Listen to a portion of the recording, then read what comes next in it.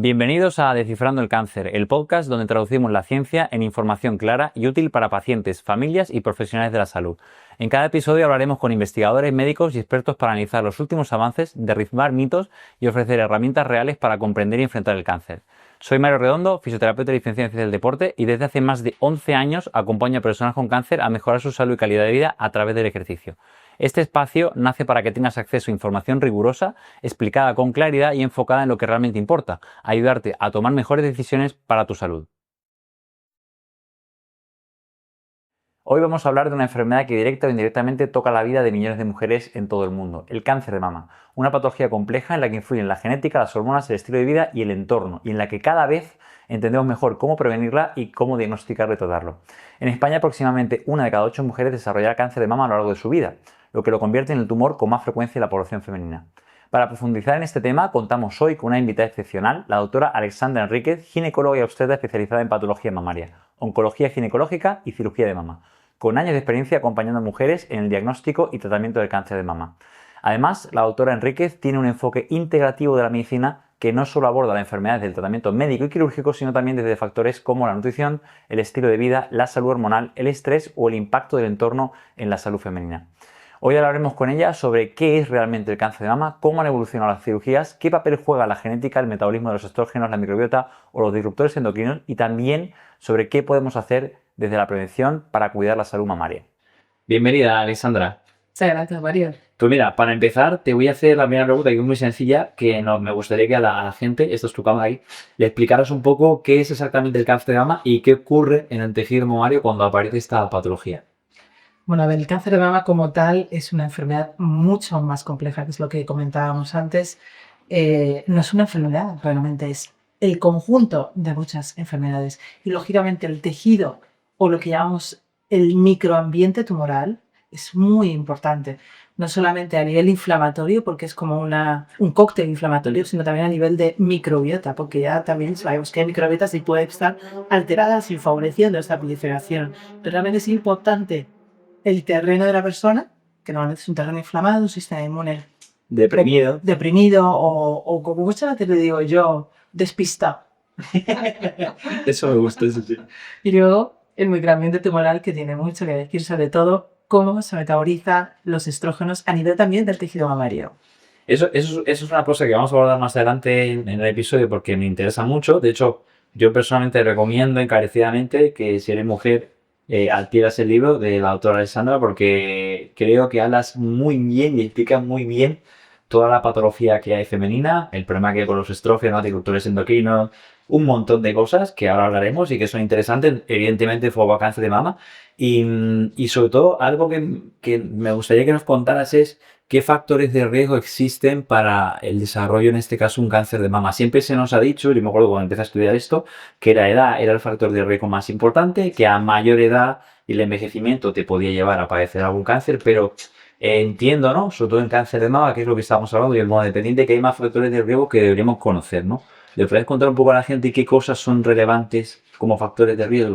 Bueno, realmente tenemos dos tipos de factores de riesgo, los que son modificables y los que ya no son modificables. La edad es un factor de riesgo no modificable y efectivamente, o sea, es el más importante porque poco a poco la edad nos va mermando nuestras defensas y nos deja pues, más expuestos ante los errores que van a ser más difíciles con el tiempo reparar.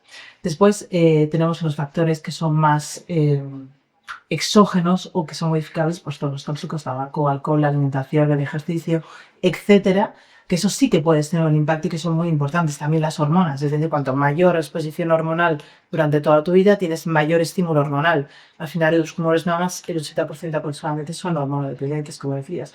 Luego, otro muy importante, no modificable, que es la parte genética. Un 5 o 10% de los casos va a haber una genética, unos genes que se llaman BRCA1 o BRCA2 normalmente, que son genes supresores, son esos que tienen que ayudar a evitar que se produzcan esas mutaciones, es decir, son aquellos que nos defienden, que nos tienen que estar defendiendo, y si tenemos una mutación de uno de nuestros padres, pues lógicamente nos van a estar defendiendo como Sí, debería. que tiene más susceptibilidad. Y mira, has nombrado una cosa que a mí me llama mucha atención y esto lo he escuchado a otros profesionales también, conocerás seguro a Nicolás Olea, que es tu psicólogo, y de hecho has hablado de que el hecho de estar expuesto, ¿no? a a hormonas más sexuales femeninas, porque yo también, nosotros también tenemos estrógenos y progesterona y demás, que de alguna manera es un factor de riesgo, ¿no? Y además la edad de la menarquia se está anticipando. Sí. Y entiendo que tú hablas en el libro y comentas mucho el impacto que tienen los disruptores endocrinos en todo el metabolismo en este caso y en el impacto que tiene el cáncer de mama. ¿Podrías explicarle a la gente qué son los disruptores endocrinos y por qué es tan importante controlar ese aspecto? Sí, Nicolás Soler lo conozco de sobra, Pilar Muñoz Calero También, la menciona a ti en el libro. Sí, la menciono porque ha sido una gran maestra para mí.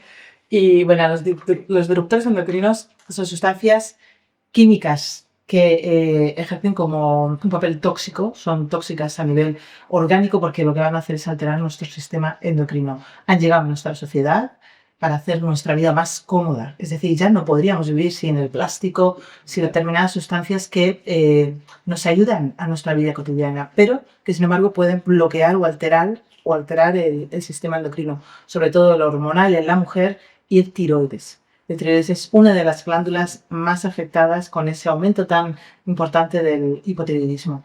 Y realmente son sustancias que adelantan la menarquia, la edad de la primera regla, adelantan la menopausia muchas veces también. Pueden producir amenorrea, es decir, que no tengas la regla, o pueden aumentar el riesgo de endometriosis, de ovario poliquístico, de miomas, es decir, un cómputo general de muchas enfermedades que están reguladas por estos mensajeros que llamamos hormonas. Que efectivamente los hombres también tienen estrógeno, nosotras tenemos testosterona, de hecho los estrógenos derivan de la testosterona. Pero esta sustancia, yo me quedaría con dos cosas importantes.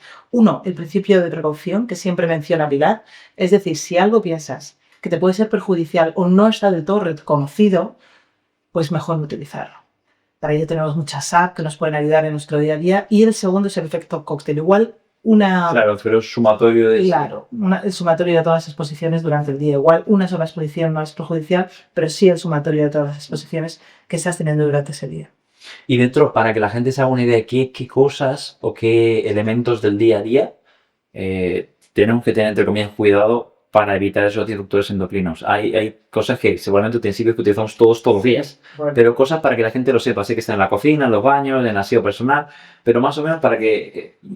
en los champús, en la cosmética, los pintalabios que son permanentes tienen plomo, tienen talatos, los maquillajes, los desodorantes con aluminio, las sartenes antiadherantes, sí, los plásticos, efectivamente el teflón, los plásticos con el bisfenol, los retardantes de la llama en los muebles recién estrenados, por ejemplo. Y tenemos prácticamente en todos sitios. ¿Y cuál es el problema? Que en la mujer tiene mayor impacto, porque tiene mayor cantidad de grasa global y estos disruptores se acumulan en la grasa. Eso es algo que me llama mucho la atención, pero comentabas especialmente.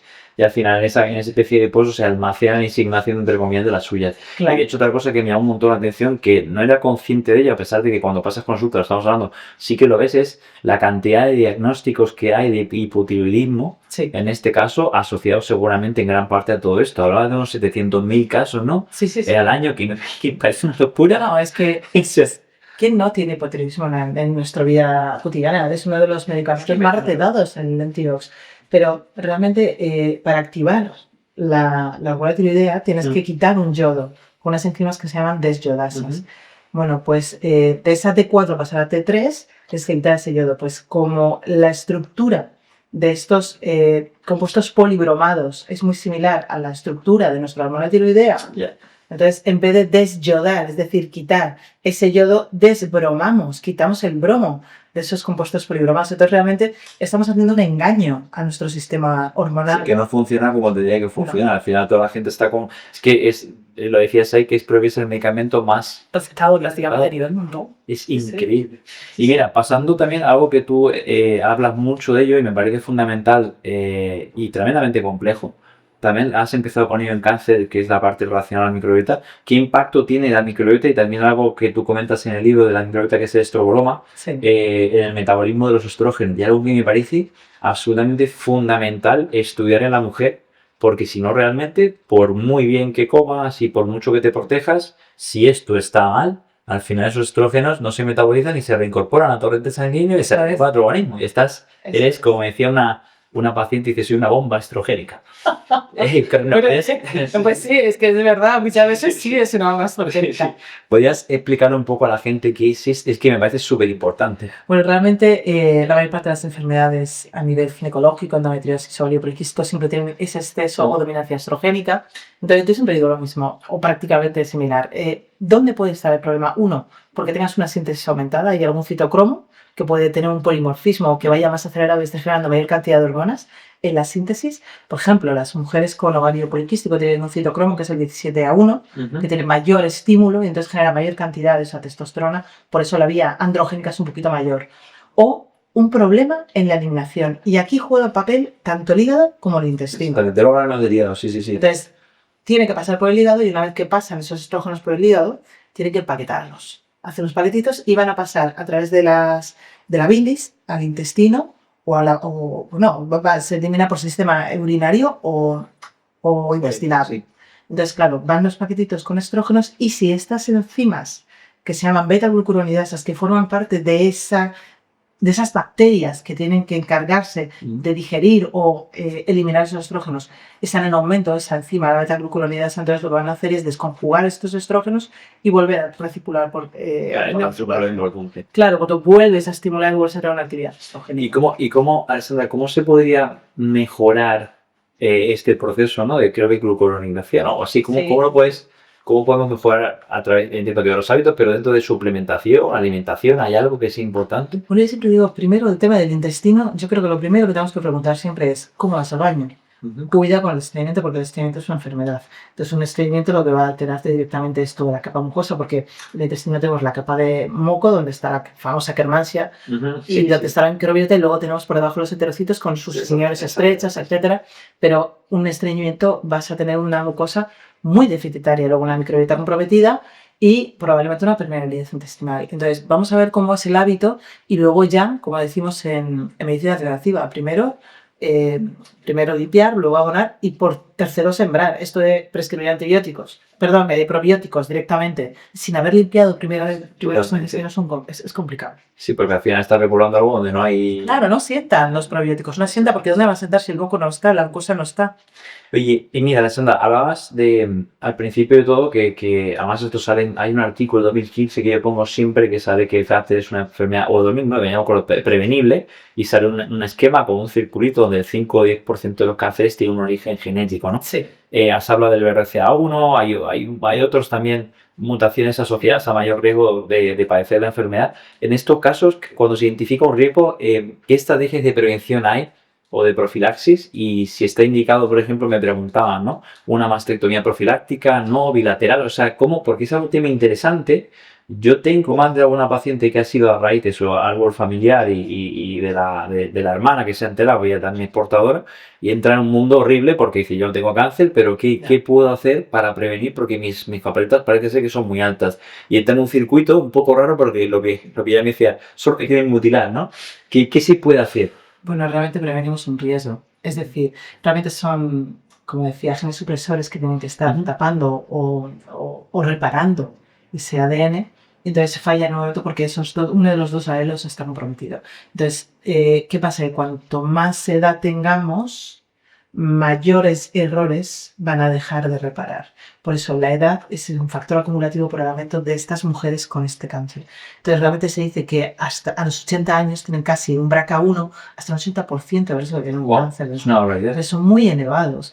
Quizás el BRCA2 es un 60%, pero es que llegamos casi hasta un 80% del riesgo acumulado. Quiero decir, cuanto más mayor, más riesgo tienes. Entonces, claro, ¿qué hacemos con esas mujeres? Realmente, además yo tuve hace poco un caso, yo veré a una chica hace 29 años con un triple negativo, normalmente son tumores muy agresivos, BRCA2, y acabo de operar a su hermana, que no se había querido hacer la mastectomía profiláctica y ya la ha operado porque tiene un tumor, claro, 48 años. Entonces llevaba ya tiempo diciendo, oye, a partir de los 40 tienes que tener un poquito de precaución.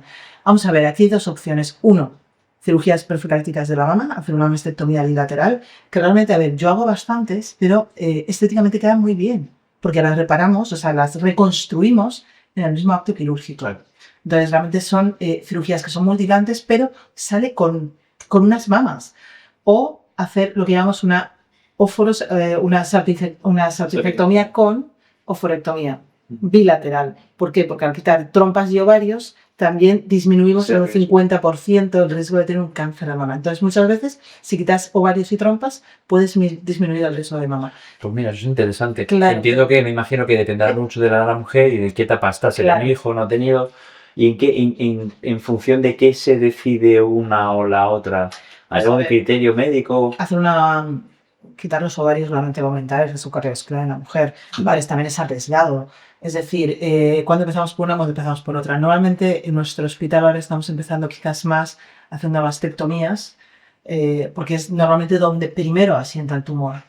Y luego posteriormente quitamos los ovarios más cerca de a partir de los 45, más cerca de los 50 años, pues por no aumentar más los riesgos de esa mujer, osteoporosis, riesgo cardiovascular. Sí, lo que hemos ido hablando antes. Sí, porque realmente el cáncer de mama es cuando son edades más jóvenes. El ovario siempre va un poquito más. Y dentro de los... Se la pregunta ahora, porque va vinculado con la otra, del diagnóstico y marcadores. ¿Hay algo que la mujer en estos casos tenga que medirse, evaluarse, que no se haga de rutina? Porque entiendo que las mamografías diagnostican, pero muchas veces la Comunidad de Madrid, por lo menos entiendo que a partir de los 50 hay que hacerlo antes. ¿Pero hay algún biomarcador en la analítica o algo que tú consideres para la gente que lo escuche que sea relevante? ¿Alguien que tenga algún...? Mira, yo los marcadores tumorales realmente no sirven para nada. Me lo he dicho mucho más. Los marcadores tumorales no sirven. Sirven solo para el seguimiento. Eso está claro. Y por mucho que queramos pedir marcadores tumorales en mujeres, que yo quiero verlo, quiero saberlo, no tienen un sentido pedirlos. O sea, ¿por qué? Porque te puede ser elevado la regla, la menstruación te puede elevar el CA125. Porque es un marcador de inflamación y es el que se relaciona con el tumor seroso de alto grado de ovario, con la endometriosis. O sea, tener un marcador CA125 elevado no tiene por qué tener un tumor de ovario. Puedes tener una endometriosis, puedes tener inflamación, etc. Y realmente lo que tú decías, las mamografías, la Comunidad de Madrid, sí, empezamos a los 50. Pero bueno, hay dos tipos de screening. Uno, el poblacional, que es el que tú estás comentando, que es la Comunidad de Madrid.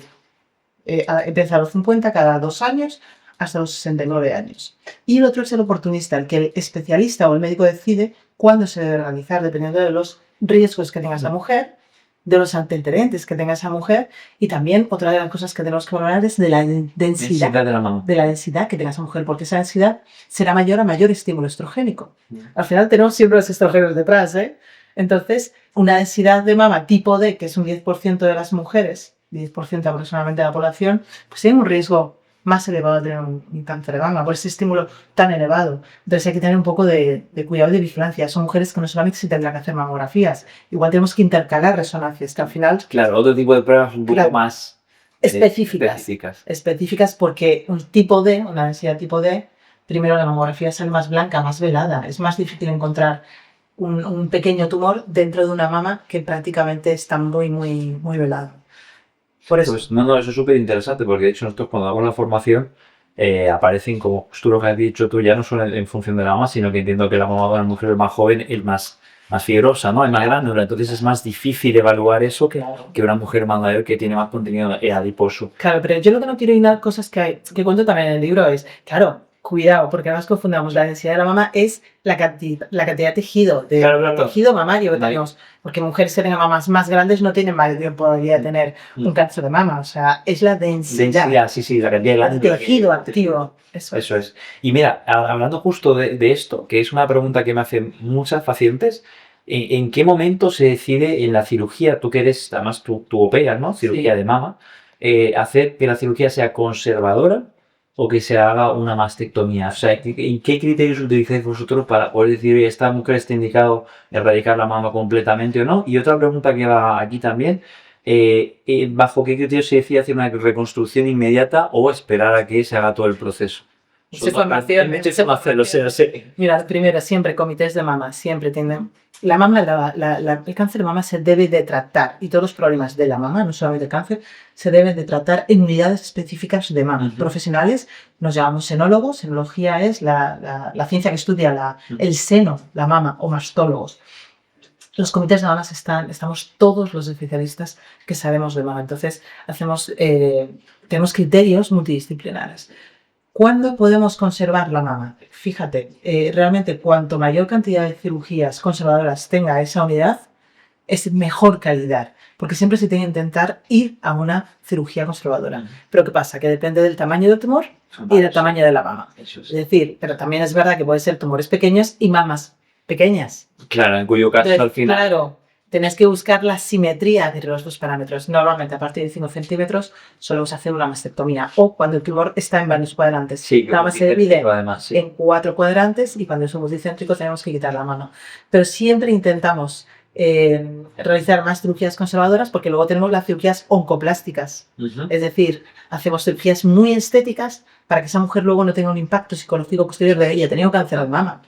Entonces, si no, tenemos muchísimo cuidado, una cirugía oncológica bien hecha, pero estéticamente se puede hacer posible, puede ser una estética buena y que no sepa que está operado un cáncer o no. O puede, inclusive, luego pacientes mías que dicen, pues yo me pongo a hacer el topless en verano. Digo, pues muy bien.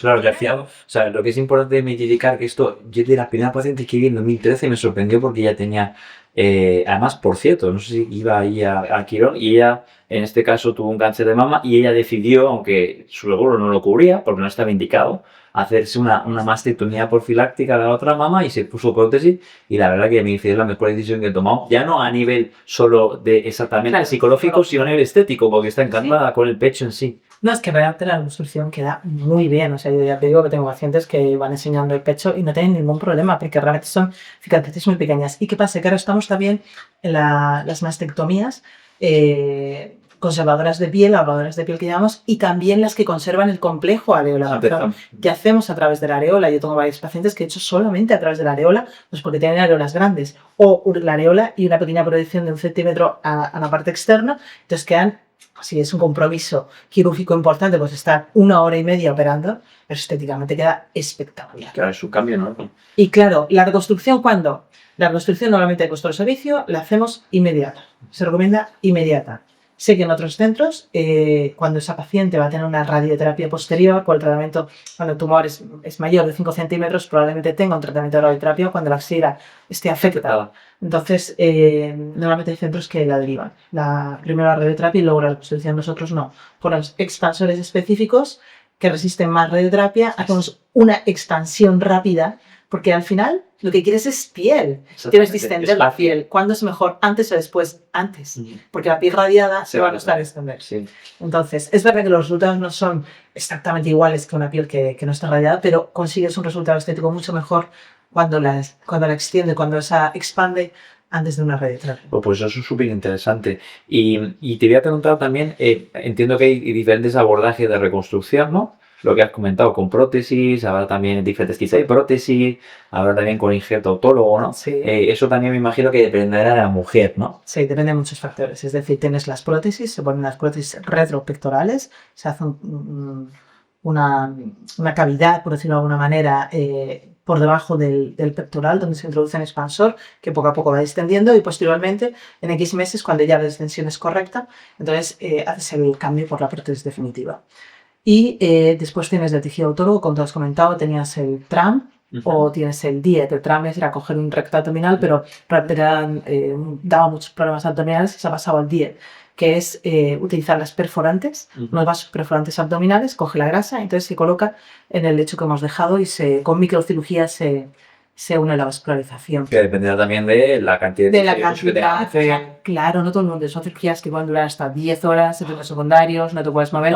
Entonces, no todos los centros la realizan, también es verdad. Luego tienes la reconstrucción con dorsal ancho, que bueno, pueden dar algunas alquias, algunas molestias posteriores. Entonces, en general, prácticamente nosotros, la mayor parte de las reconstrucciones las hacemos con expansor. Y luego con la prótesis. Claro. Y mira, dentro de la cirugía, Alessandra, me imagino que también hacéis diferentes abordajes o técnicas, ¿no? Sí. Como algo que me ha llamado mucho la atención, que es el tema del rango de centinela. Sí. Podría ser, porque hay mucha gente que dice, ¿y eso es de centinela? ¿Qué? ¿Esto me va a medir? ¿Qué me van a hacer? ¿Lo puedes implicar? Sí. Un poco? Realmente, la mama no hay que entenderla como una enfermedad local. Porque muchas mujeres me dicen, no, si ya me lo quitas, ya está, se acabó. Entonces, claro, no hay que entenderla como una enfermedad local. Si con una enfermedad local no tendríamos la quimioterapia tampoco. No tendríamos otro tipo de tratamiento sistémico. La mama es una enfermedad sistémica, puede haber microcélulas que estén en otras zonas y por eso decimos que el pronóstico muchas veces lo da la axila. Es decir, el estado de los ganglios axilares que da el pronóstico en este caso. Y entonces, ¿cómo podemos valorar la axila? Normalmente lo hacemos desde el 2000, se introdujo en España la técnica de la gangliocentriela, que es inyectar un radiotrazador intratumoral. Normalmente nosotros lo hacemos intratumoral, o se puede hacer periareolar, y entonces te va a dar o el ganglio de donde drena ese tumor o el ganglio de esa mama, que normalmente suele coincidir. Entonces, ¿qué es ese centinela? Es la primera estación ganglionar a la que drena ese tumor. Es decir, que si ese tumor hubiera mandado alguna célula alterada, eso. El primero en recibirla hubiera sido ese. Entonces, lo que hacemos es hacer una pequeña incisión axilar, quitamos ese centinela, ese ganglio, únicamente uno o dos los que estén cerca, los que hayan migrado ese radiotrazador, entonces los analizamos. Ahora ya lo analizamos de manera diferida. ¿Por qué?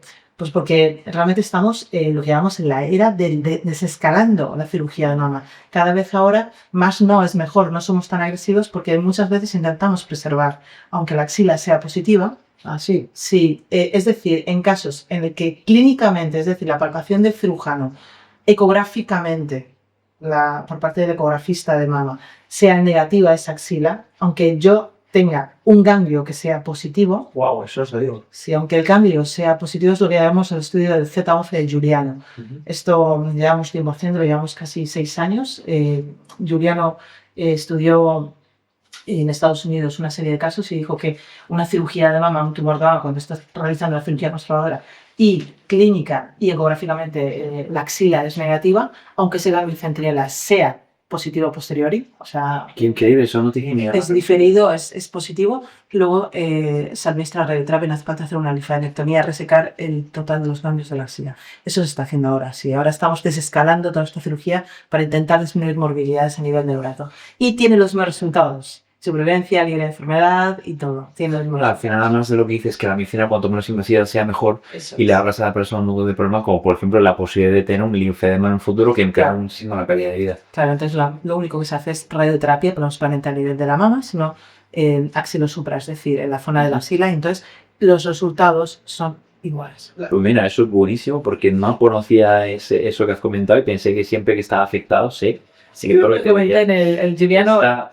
Hacemos, ahora entre nosotros hablamos de algo sobre Giuliano. está muy bien. Y mira, hay una cosa que me llama la atención, viendo tus redes, Alessandra, que enseñas una cirugía que además es que se ve perfecto, cómo había un ganglio con tinta. Sí, bueno, esto sí. ¿Podrías?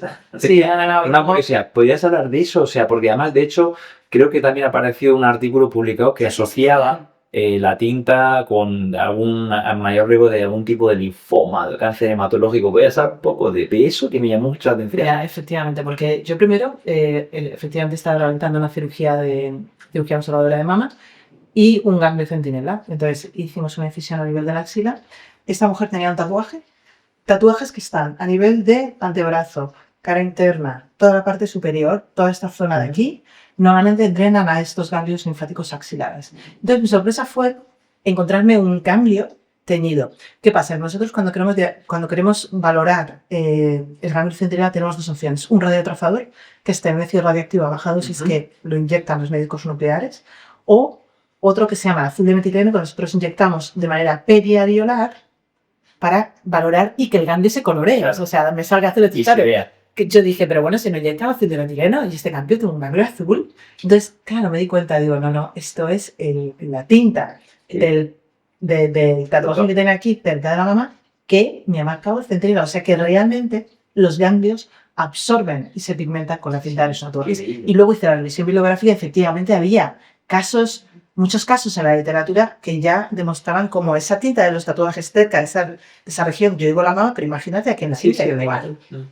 Y mira, hablando de lo que has comentado anteriormente, volviendo un poco a la parte de estilo de vida, estrógeno, metabolismo, me encantaría que le hablaras a la gente porque a mí me parece un mundo y creo que hay muchísima más gente de lo que parece con síntomas asociados a una mala detoxificación hepática, ¿no? Evidentemente ya no solo estrógenos, sino otros metabolitos. ¿Y podéis explicar cómo influye el hígado en este proceso del metabolismo, qué enzimas participan, un poco las fases para que la gente también... Porque yo recuerdo hace ya un par de años acudieron a un profesional de la parte integrativa que simplemente con la anamnesis ya sabía que yo tenía un problema hepático. Sí, yo con también. Cosas de dolores de cabeza, o sea, es increíble. Efectivamente. ¿Me podrías comentar un poco a la gente? A veces es súper interesante. Es un poco largo. Sí, pero sintetizamos. No hay problema, sí. Lo sintetizamos porque realmente yo creo que es el futuro y para mí es algo, yo siempre digo que la medicina debe ir hacia la prevención. Intentando entrar tratamiento. Si hay que tratar, evidentemente estoy para tratar, pero intento ir a la prevención y yo sé que con este estudio de hígado me estoy anticipando a mujeres que en futuro pueden tener tumores hormonales pendientes. Entonces, ¿qué pasa con el hígado? Cuando los estrógenos ya han realizado su función, estrógenos, tóxicos, histamina, lo que sea, la mayor parte de los tóxicos tienen que llegar al hígado. Llegan al hígado y tienen una primera fase que se llama hidroxilación. Tienes unos citocromos, que es un grupo conjunto de enzimas que van a intentar metabolizar o hacer esa sustancia que es liposoluble, soluble en grasa, la van a hacer hidrosoluble. La tienen que hacer poco a poco más soluble en agua. Esa es la primera fase. Tenemos dos citocromos importantes que yo digo, el CYP1A1 y el CYP1B1. Este último, el CYP1B1, si está acelerado, es una vía que es más perjudicial a nivel estrogénico, porque va a generar dos metabolitos que son el 4 y el 16 hidroxiestrógenos. Entonces, y se han demostrado, según la evidencia científica, que son más perjudiciales y aumentan más los riesgos en enfermedades ginecológicas. Estos metabolitos posteriormente tienen que pasar a una segunda fase. La segunda fase se llama conjugación. Y puedes conjugar con grupos metilo, entonces se llama metilación. Puedes conjugar con grupos sulfato, se llama sulfatación. O con glutatión, y es la conjugación con glutatión o glucuronidación. Entonces, es la que va a encargarse de añadir un grupo para conseguir eliminarlo. Entonces, ¿qué pasa? Los estrógenos normalmente se van a metilar, igual que la histamina e igual que las catecolaminas, que son las hormonas del estrés, la noradrenalina, la adrenalina. Entonces, ¿qué pasa? Que si tenemos alguna de las enzimas que hay dos, que es la metiltetraiodflatoreductasa y la catecol ortometiltransferasa, alguna de ellas tiene un polimorfismo, significa que va más lenta o que va más acelerada. Normalmente van más lentas. Si van más lentas, vamos a tener un problema en esa eliminación de estrógenos. Y si tenemos un problema en la eliminación de estrógenos, tendremos un problema en la eliminación de histamina, en la eliminación de tóxicos y en la eliminación de catecolaminas. Estaremos más estresados. Y cuando te enfadas, te mantendrás más tiempo enfadado porque te cuesta bajar ese enfado. O te dolerá la cabeza porque tienes una histamina que no puedes eliminar. Claro. Entonces, ¿qué pasa? Que a nivel de la mama está demostrado que cuando hay un polimorfismo en el CYP1B1, vas por una vía en la fase 1 que no es tan saludable. Y encima va más lenta la metilación, la catecol ortometiltransferasa sobre todo, que es la que tiene que añadir esos grupos metilo y eliminarlo. Cuando hay una CONT con un polimorfismo y un CYP1B1, lo tienes todo ahí. En la mama tienes un problema. ¿Por qué? Porque entras en una vía que se llama la vía de las quinonas, que es una vía tóxica, perjudicial y la que aumenta el riesgo del cáncer. Y ahí te libras, tienes lo que llamamos la glutatiotransferasa o esa conjugación con glutatión. Solo te libra el glutatión, que es el antioxidante maestro. Más potente. Entonces, cuando hay un CYP1B1 y una catecol ortometiltransferasa con polimorfismos, hay que tener mucho cuidado. Y eso está publicado, pero es que encima yo lo estoy comprobando. En el día a día. En el día a día. Mujeres con cáncer de mama que digo, yo el otro día, la semana pasada, vi una paciente con 37 años. Claro, es que... Pero es que, ¿cómo era? No era capaz de... Su fase 2 estaba completamente bloqueada. Tenía el glutatión prácticamente inexistente y una metilación completamente bloqueada. Entonces, y una sulfatación comprometida. Entonces, ¿cómo vas a eliminar la toxicidad? O sea, aumentas el riesgo de inflamación, los tóxicos, terreno más inflamado y encima mayor cantidad de estrógenos. Es una bomba de relojería, lo que tú decías antes, una bomba estrogénica. Sí. Pues es que es lo mismo. Que al final, porque claro, esto pasa en el hígado, pero también pasa en la mama. También tenemos metabolismo estrogénico a nivel de la mama. Por eso digo que en la mama, ese polimorfismo del CYP1B1 y esa catecol ortometiltransferasa más lenta, es una bomba. Claro. Y una cosa, Sandra, porque hay algo que la gente tiene que saber, que todo esto es medible, cuantificable. Que tú lo mides con análisis de laboratorio, laboratorios se llaman certificados, que tienen literatura científica con respecto a esto. Y en tu experiencia clínica y profesional y personal, ¿qué porcentaje de mujeres te encuentras con este tipo de alteraciones? Que seguramente son muchas más de las que nos podemos creer, ¿me explico? Muchísimas. No es como, mira, no ha tocado, no es una de cada 20, no, hay más de lo que parece. Pero hay muchas más de lo que parece. O sea, hasta yo me he hecho... Hay dos maneras de medir este problema estrogénico. Uno, con metabolitos estrogénicos en orina, que nos van a medir pues cómo están eliminando ese 2, 4 o 16. hidroxiestrógenos o metoxiestrógenos, es decir, unos de primera fase y otros de segunda fase, cómo estás metilando, cómo está funcionando ese hígado, o lo que es más potente es el estudio de los genes, la genética. O sea, ver cómo están esas enzimas, si tienen polimorfismo o no lo tienen. Entonces, yo muchas veces voy al final a la genética, si veo que tienen un problema, un cáncer de mama, una endometriosis, voy directamente a la genética. Y luego, como hago el seguimiento, es con los metabolitos en orina. Porque así me voy valorando. ¿Cómo va funcionando? Mi tratamiento que ya he puesto lo voy valorando. Y uno de los problemas más importantes, fíjate, yo recuerdo un caso, además una amiga mía que había asistido a los 3 partos y sangrados abundantes. El endometrio siempre por encima de los límites, más de 15 milímetros es el margen. Siempre estaban 14, 15, 14, 15. Se desangraba todos los meses. Tenía múltiples alergias, o sea... Sí, todo. Intolerancias alimenticias, dolores de cabeza. Digo, ¿qué le pasa? Le pedí un estudio genético y prácticamente, o sea, pero es que prácticamente toda la segunda fase estaba prácticamente bloqueada, no conjugaba prácticamente nada. Y una vez que ya le puse el tratamiento, se lo modifiqué un poco, ya tiene una vida completamente normal. Tú has cambiado la vida simplemente detectando un poco que tiene un bloqueo ahí en esa fase. De manera genética, la epigenética ha venido para decidir qué genes se expresan o no se expresan. Entonces, si podemos obtener un impacto epigenético en estas mujeres, probablemente podemos anticiparnos a un problema hormonodependiente. Y yo creo que era caldo de cultivo o para un problema de endometrio o para un problema de... Exactamente. Exactamente. Y ahora mira, has dicho algo súper interesante del tema de la epigenética, ¿no? Que ya no es la genética, sino la epigenética en sí.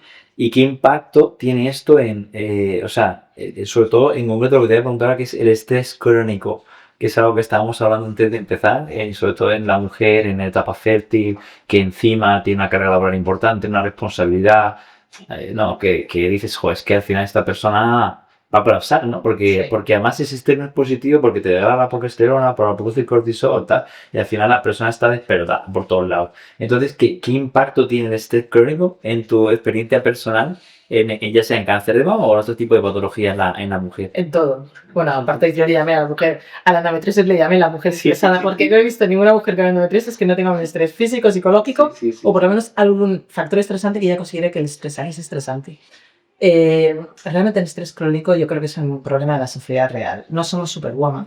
La mujer intenta ser una superwoman en la casa, en el trabajo, necesitamos ascender, puestos laborales cada vez más potentes, priorizamos el trabajo, demoramos la maternidad, cuanto más demoramos la maternidad, embarazos por encima de los 35 y aumentan el cáncer de mama, utilizamos técnicas de reproducción asistida. Entonces, ¿qué está pasando? Estamos yendo antinatura, creo yo.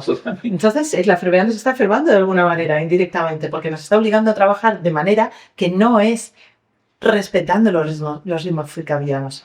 Entonces, el estrés crónico es el gran detonante, por ejemplo, no solamente en la endometriosis, también hay estrés en los tumores, etc. Pero claro, hay una línea roja que no se debería pasar. Claro, porque cuando ya la pasas, siempre hay un peaje que pagar. Y en este caso, vivir constantemente en un estado de supervivencia, priorizando funciones vitales y retrasando o demorando otros sistemas como el hormonal en la mujer, que puede quedarse sin reglas, u otros sistemas importantes también, pero estando constantemente en un estado de emergencia, al final nos desgasta, nos agota y la mitocondria no puede funcionar, porque no tiene capacidad para generar energía. Entonces, ¿a dónde vamos a parar? Al final, si es que ya creo que estadísticamente 1 de cada 2 hombres va a tener un cáncer y 1 de cada 3 mujeres va a tener un cáncer a lo largo de su vida. Entonces, ¿hasta dónde no queremos llegar? ¿Dónde vamos a poner el límite? Yo no cruzaría la línea roja. Yo esta semana pasada, tiro el estrés de más. Y lo sé, vale, soy consciente.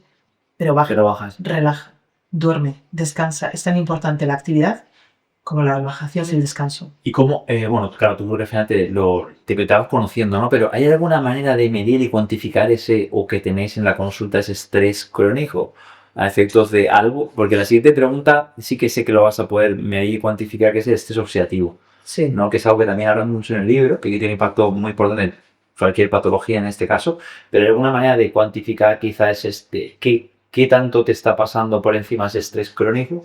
Bueno, realmente tú lo ves en la consulta. Yo creo que lo más importante es hacer una anamnesis correcta. Con la anamnesis, yo prácticamente te da las bases para empezar a estudiar o dirigir por los... Sí, ¿qué estudios tienes que pedir, efectivamente? Pero realmente yo creo que hay que mirar también qué terreno tiene esa mujer. Yo trabajo con 7 terrenos, inflamado carenciado, problema intestinal, neurodistónico de estrés, oxidado, intoxicado. Es decir, hay una serie de terrenos en los que yo creo que es fundamental. Y siempre cuando hay un problema a nivel intestinal, que al final es el primero que se va a alterar porque vamos a tener un problema de malabsorción, un problema de inflamación crónica de bajo grado que viene por una permeabilidad intestinal, yo creo que es lo primero que tenemos que ahondar y tratar, todo el tema intestinal. Sí, que al final es como la base sobre lo que Sí, trabajar. pero tienes valores, la calprotectina para ver inflamación, Sí, las PCRs, pero bueno, en fin, o sea, y luego en las analíticas ves cómo están consumiendo todos los recursos. A eso voy yo, que seguramente hay carencias. En vez de Sí. XD, porque el cuerpo cuando está en estrés, Consumo absoluto. chupa, Chupa efectivamente. todo. Entonces, no, tengo la glucosa bien, tengo colesterol bien, digo, ya, sí, no. Pero falta mucho más. Claro, eso. Y mira, aprovechando esa pregunta, ahí son dos, ¿no? Pero la primera era el estrés oxidativo, que cómo lo cuantificáis, cómo lo medís y qué impacto tiene en la salud, que creo que es fundamental. Y puede que sea una base de casi todo lo que ocurre. Y luego hablas también en el libro, ¿no? De ese ratio omega 3, omega 6 y la importancia que tiene también en la prevención y en la salud en general. La inflamación, al final lo resumimos todo con la inflamación, porque al final el estrés oxidativo es el exceso no compensado de radicales libres. Que al final los radicales libres no son malos, el exceso sí, pero los radicales libres se generan porque consumes oxígeno.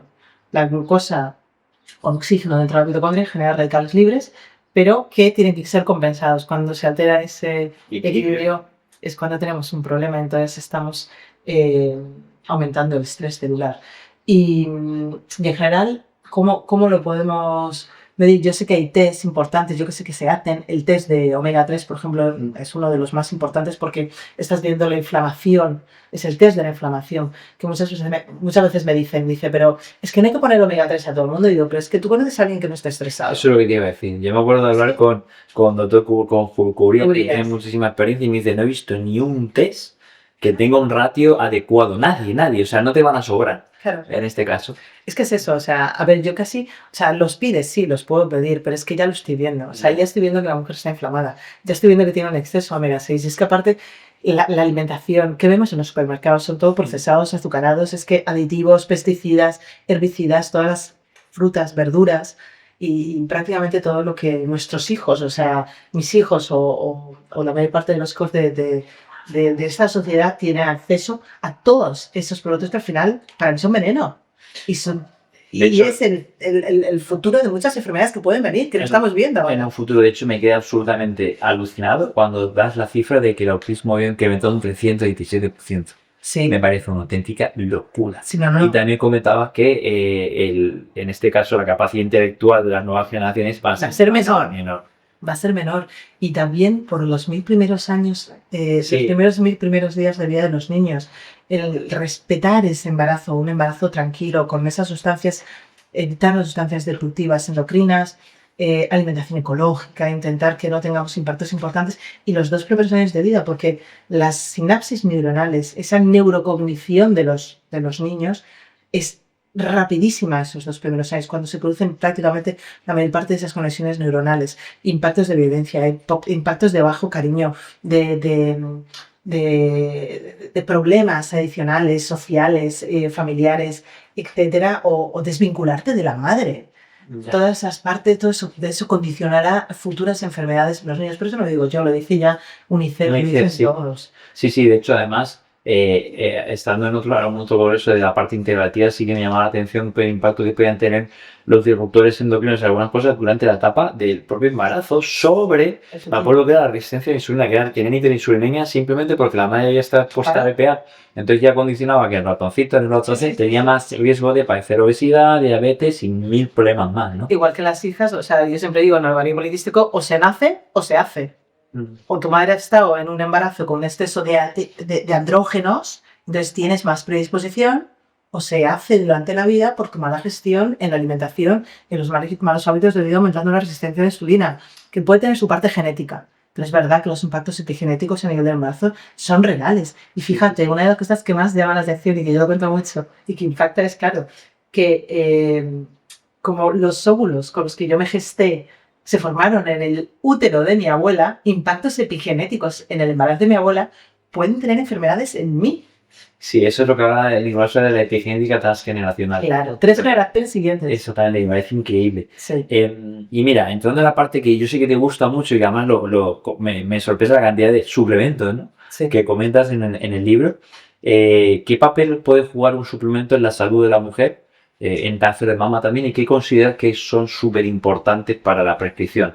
Hay cosas que me han encantado, Alessandra, que lo has dicho, porque es que el omega 3, la vitamina D, hay cosas que son, bueno, casi ya no suplementos, son una necesidad. Sí. De hecho, yo me acuerdo de hacerme la analítica generalmente cuando acaba el verano y antes de empezar el verano, y es que si no te los suplementas, los valores están en 14, en 12, en 15. Yo la gente que veo aquí, mucha gente está, todo el mundo debajo de 20.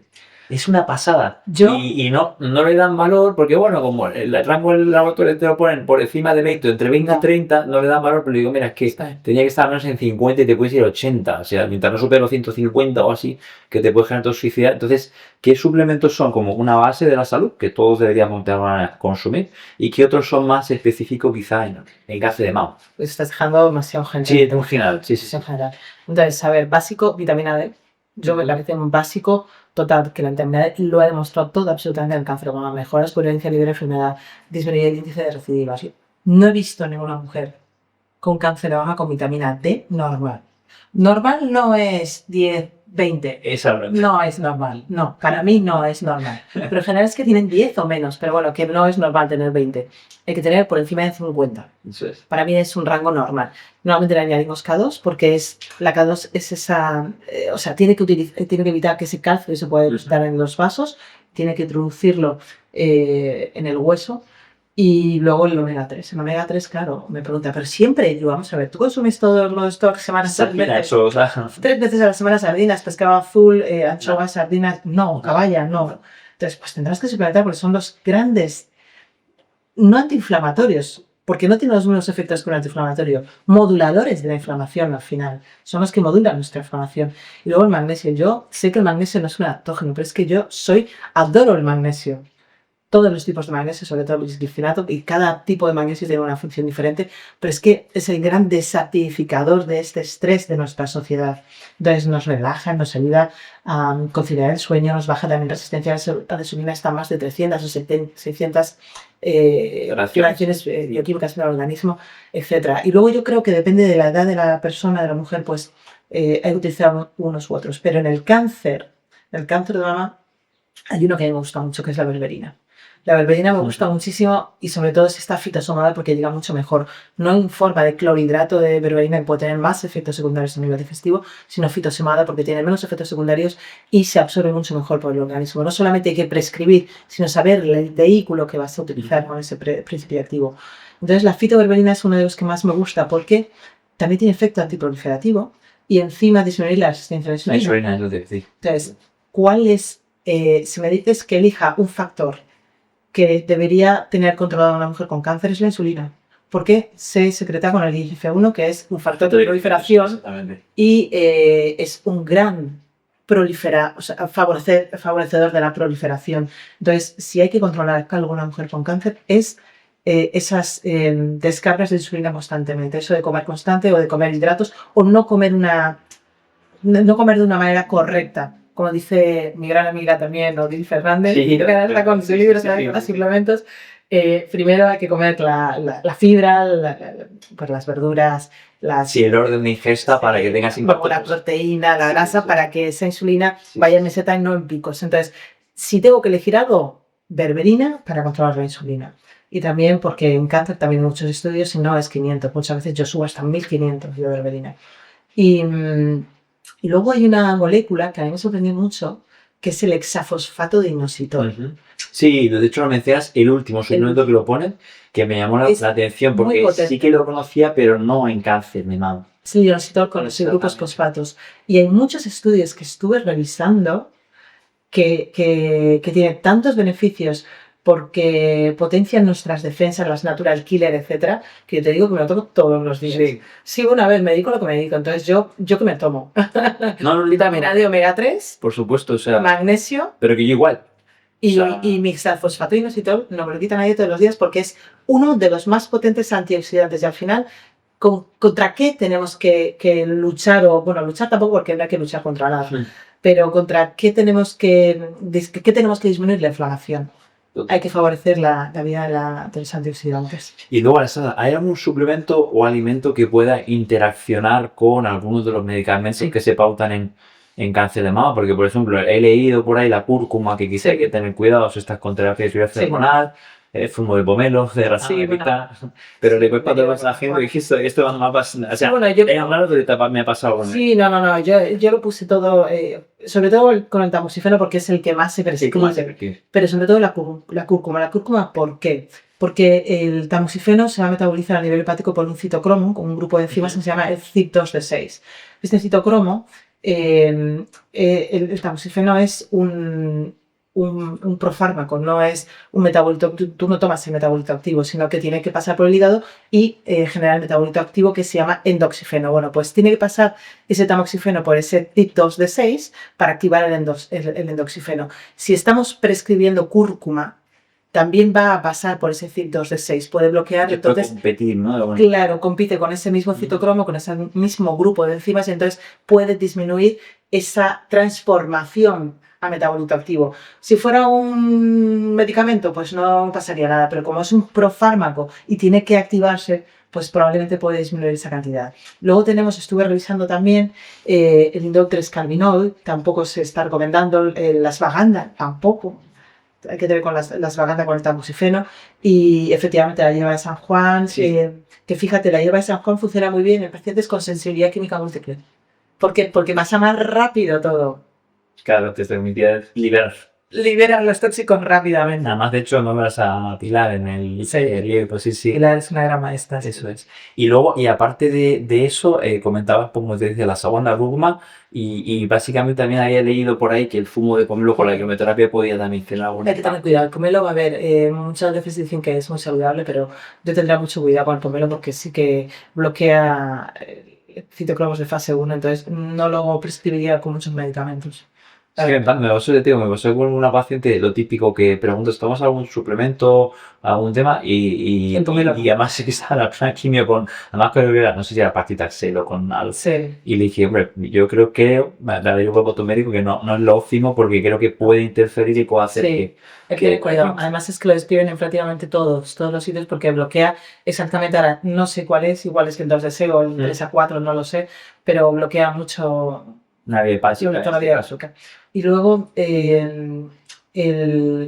había también los inhibidores de la recaptación de serotonina, tampoco podemos utilizar con el tamoxifeno, muchos de ellos, algunos sí, otros no, porque pueden competir por esas vías de eliminación. Entonces el problema real es que no puedes, que compites para activar. Claro. Y hay que tener cuidado. De hecho, yo esto es una cosa que siempre comento, que para mí es súper importante y que bueno que haya gente como tú que aparte de ginecóloga, obstetra, cirujana y tal, miras la parte integrativa, porque al final mucha gente se toma cualquier cosa, entre comillas, que también hay que ver la calidad del suplemento, hay que ver todo, que es muy importante, y sobre todo hacer un seguimiento con el tema de la analítica. Porque antes estábamos hablando, y la pregunta no estaba, pero me parece súper interesante, la importancia que tiene en este caso la terapia de reemplazo hormonal bioidéntica, cuando indicarlo no, y que no es para todo el mundo. ¿Podrías hablar un poco, Alessandra, de eso?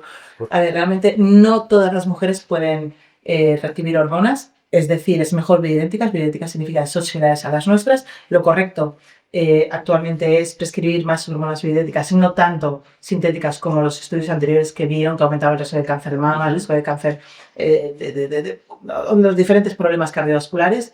Y ahora hemos pasado a esta terapia hormonal que es bioidéntica. Entonces, prácticamente yo diría que el 70% de las mujeres puede recibir hormonas en este momento de la menopausia, pero hay un 20% que tenemos que hacer o modificaciones epigenéticas para permitir que las estén utilizando y un 10% que no. El 10% es alto riesgo de trombosis, algún sangrado anómalo o algún riesgo de tumores hormonodependientes o que hayan tenido o tengan un tumor hormonodependiente activo. Entonces, eso es línea roja, no podemos cruzar. Ese 20%, ¿qué puede pasar?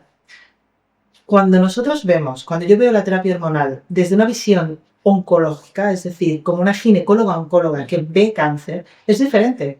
Por eso muchas veces los expertos en menopausia no ven esa otra visión. Ya, que no me la doy bien. Claro, entonces, ¿qué pasa? Que si tenemos lo que yo comentaba antes, ese citocromo, el 1B1, el CYP1B1, con un polimorfismo y estamos teniendo una vía más acelerada de metabolitos perjudiciales, con un polimorfismo que decíamos en la catecolos de metiltracerasa, estamos condenando a esas mujeres y aumentando el riesgo de cáncer de mama indirectamente y sin verlo.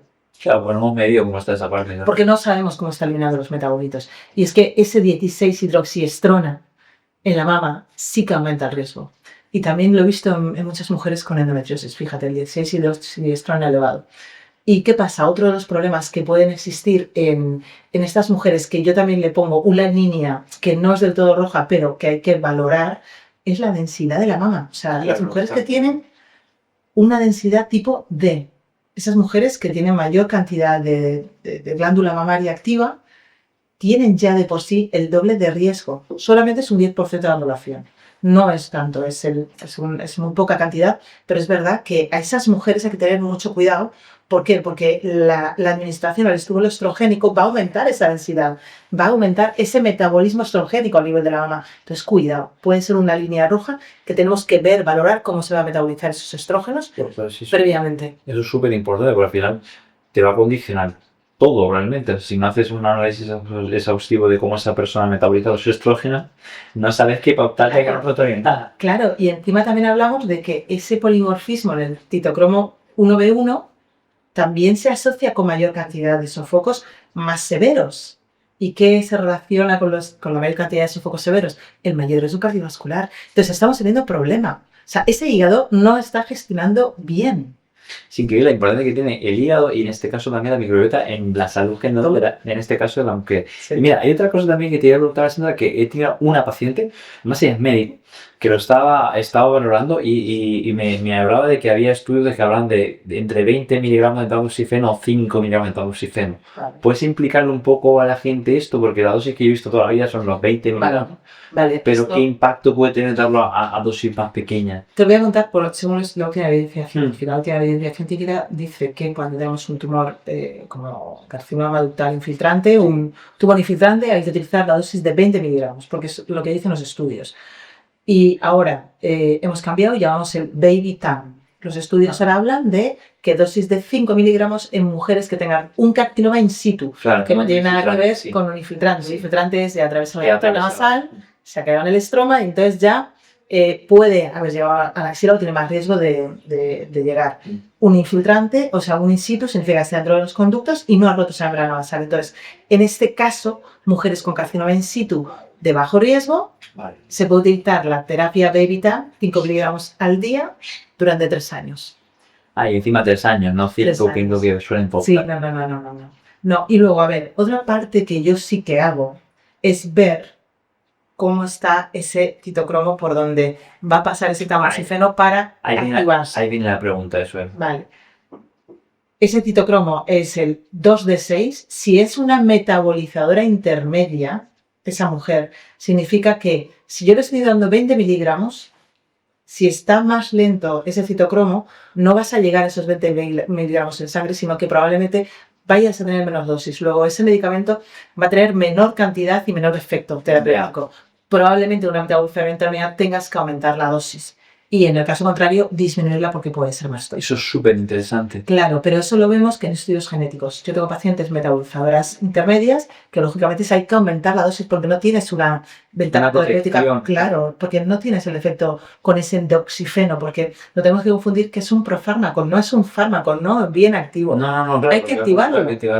Entonces, si lo activa el CYP2D6, entonces si estás metabolizando despacio, no llegas a esa cantidad. Y hay una cosa, Alessandra, hablando de esto que estás comentando, claro, la dosis en este caso habría que individualizarla. Al final no es 20 para todo el mundo. ¿Se correlaciona la capacidad que tienes tú, no sé si habrá estudios, no sé, te lo pregunto, o en tu experiencia personal, de metabolizar estos fármacos como el tamoxifeno con los efectos adversos que recibe la persona? Sí. Gente que, por ejemplo, tenga más sofoco, más dolores, más tal. Efectivamente, tiene los efectos secundarios. Porque a mí algo que me llama muchísima atención es que hay gente que no tiene ningún efecto adverso o prácticamente ninguno, y gente que es una barbaridad, que le ponen la medicación y a los 3 días dolores de cabeza, fotosensibilidad, malestar general, unos dolores de locos, o sea, y otra gente que tiene la misma dosis que tú y esta no tiene absolutamente. Porque el metabolismo hepático es diferente. Entonces puede ser una metabolizadora más lenta, metaboliza más lentamente o más rápidamente. Entonces depende de los efectos secundarios. Cuando tengas muchos efectos secundarios hay que valorar si ese tamoxifeno está generando mayor cantidad. O sea, si va más rápido. Está generando mayor cantidad de oxígeno. Entonces, también, a ver, en general, el hígado tiene mucho que decir porque es que es el gran laboratorio que tiene que eliminar todos los tóxicos y al final los medicamentos son tóxicos. Para que me dejan incluso y cariño. Y mira, para ir acabando, Sandra, muchísimas gracias por tu tiempo. No. ¿Qué crees que va a cambiar en el abordaje del cáncer de mama en los próximos años? Ya sea cirugía, tratamiento, creo que medicina personalizada, seguramente todos estos tipos de análisis cambien un poco la manera de abordar al paciente. O sea, a día de hoy, yo me acuerdo, por ejemplo, muchos pacientes, en este caso de cáncer de pulmón, hacer la anatomía patológica y ver si tiene alguna mutación concreta para dar el fármaco concreto. Claro. ¿No? Cáncer de mama, pues lo mismo, si expresa receptores de hormona, progesterona, HER2 y tal. Eso es. Pero ¿tú crees que va a cambiar también la personalización? Sí. No solamente viendo el tumor y un enfocado solo en el tumor, sino en la persona. ¿Crees que eso va a cambiar? Sobre todo, claro. Porque estamos haciendo estudios moleculares dentro del tumor para seleccionar mejores tratamientos, pero la persona también. Es que Claro, es diferente. eso es fundamental. La farmacogenética. Yo me llevo muy bien con Ana Sabater, que lleva un laboratorio de genética, ya hablo mucho con ella. Y claro, yo digo, ¿va a ser el futuro? Y dice, no, es el presente. Digo, vale, ya es mi presente. La farmacogenética es mi presente. Pero de aquí a 10 años será el presente de muchas personas y muchos médicos que tienen que empezar a ver esto. Porque no todos somos iguales. Genéticamente somos diferentes. Y vivimos de diferente manera. Tenemos una epigenética diferente. Entonces, yo puedo tener más riesgos de algo que tú, por ejemplo, pero por mi manera de vivir, por mi genética. Entonces eso tenemos que independizarlo y tenemos que individualizarlo. Al fin y al cabo, yo creo que la farmacogenética tiene que ser el presente de muchos médicos. Y además ya no solo que cambie el abordaje quizá de la patología normal, sino que todo, la hipercolesterolemia, o sea, cualquier tipo de patología. Y en relación a los avances, Alessandro, tú que estás muy de lleno en la parte quirúrgica, de la cirugía de la mama, que tú ves que va a haber algún cambio importante. Sí, lo va a haber. Yo creo que de aquí a un futuro, yo creo que la parte quirúrgica cada vez se está quedando más relegada. Sí. Porque al final lo que hacemos los cirujanos es control local de la enfermedad, y la enfermedad no es local. Cuando es un in situ, sí, vale, ahí te lo compro. Pero cuando hay un infiltrante, ya tenemos que hablar más de un tratamiento más sistémico, por eso ponemos hormonoterapia, ponemos quimioterapia, etc. Hay que englobar y completar ese tratamiento sistémico. Entonces yo creo que en un futuro, todas esas mujeres que se han sometido a una quimioterapia que llamamos neoadyuvante porque es antes de la cirugía y ya tiene una respuesta completa, Exactamente. probablemente los estén operando. Probablemente yo de aquí a 10 años, a 5 años, cuando salgan todos los estudios, porque están en marcha, pues probablemente nosotros no tengamos ni que operar.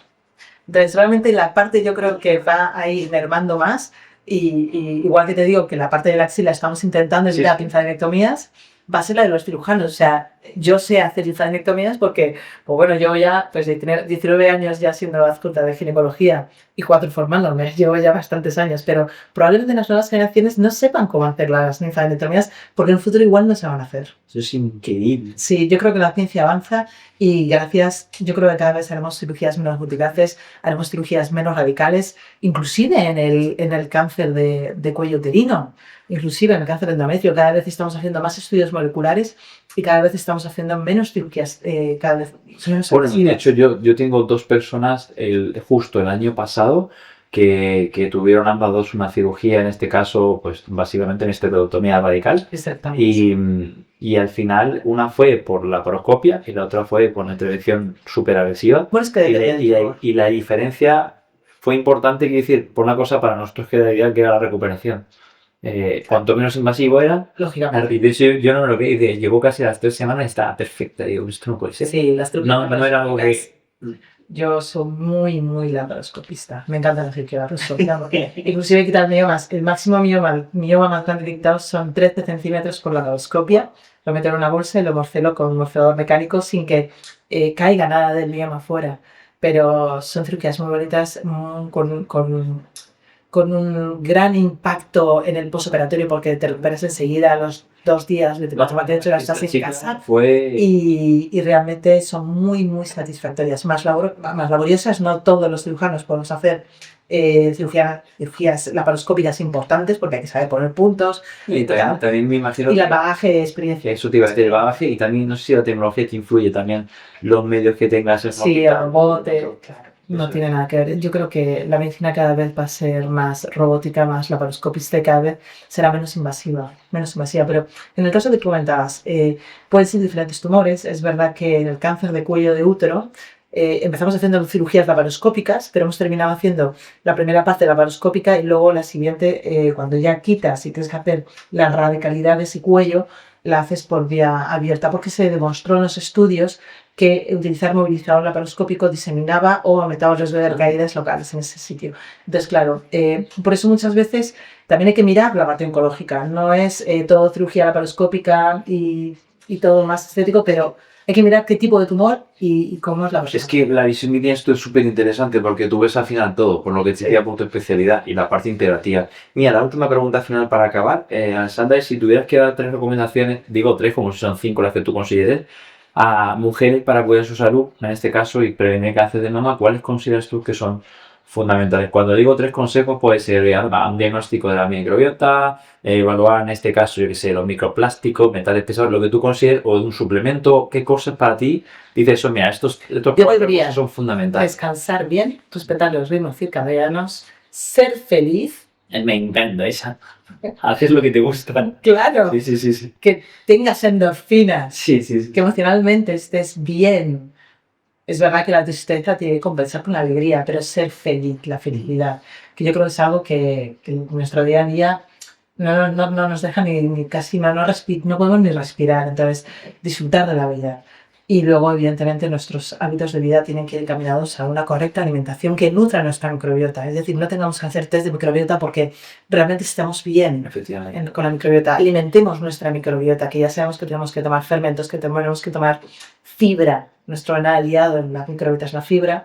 Y que nos movamos, que no seamos sedentarios, que hagamos deporte, el ejercicio, el músculo es vida. Yo creo que serían esos 4 consejos. Pues te lo agradezco un montón. Nos hemos echado un cable con la parte del movimiento. Y Alessandra, ¿dónde te puede encontrar la gente? ¿Tus redes sociales, tu libro, tu consulta? Si alguien lo ve y alguien quiere contactar contigo, ¿dónde puede encontrarte? Mira, en Instagram estoy en DRA, doctora.alessandra.enriquez. Y luego yo trabajo en el Hospital Quirón de Pozuelo, que es donde normalmente opero todas las cirugías oncológicas. Y la unidad de ginecología integrativa la tengo en Quirón, Olimpia, en la parte de castellana. Y también tengo un podcast que se llama Hoy Tengo Gine. Sí. Hoy Tengo Gine, que hablamos de todo el tema de salud femenina en YouTube y en Spotify. Fantástico. Pues Alessandra, muchísimas gracias por aceptar la invitación, por darnos toda esta información. Espero que os haya gustado muchísimo, seguro que sí. Por favor, suscribiros al canal, también al newsletter, y en próximos episodios seguiremos hablando un poquito de la importancia que tienen los hábitos, el ejercicio, la nutrición con diferentes profesionales. Muchísimas gracias.